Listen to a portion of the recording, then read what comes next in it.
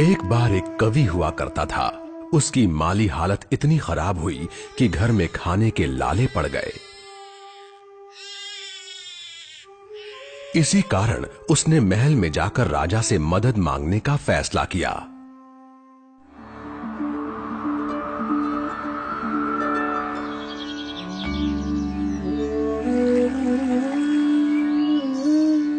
राजा के बुलाए जाने पर उसने अपनी कविताएं पढ़नी शुरू कर दी। वाह वाह वाह वाह वाह वाह। राजा बहुत प्रसन्न हुआ और उसने कवि से अपना इनाम मांगने के लिए कहा। कवि ने मोहरों से सजे शतरंज की ओर इशारा करते हुए कहा, महाराज, अगर आप पहले खाने में चावल का एक दाना रखें और हर खाने के लिए उसे दुगना करते जाएं, तो मैं समझूंगा मुझे मेरा इनाम मिल गया। बस इतना ही? राजा ने पूछा। सिर्फ चावल का एक दाना और सोना नहीं?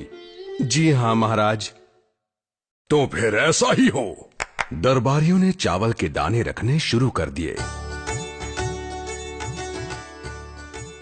पहले खाने में 1, दूसरे में 2, तीसरे में 4, चौथे में 8। इस तरह वो रखते गए। जब 10वें खाने में चावल रखने की बारी आई तो उन्हें चावल के 512 दाने रखने पड़े।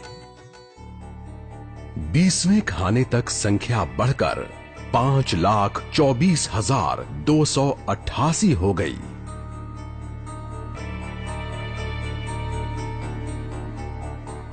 आधे हिस्से तक आते आते 32वें खाने में चावल के दानों की गिनती 214,74,83,648 हो गई।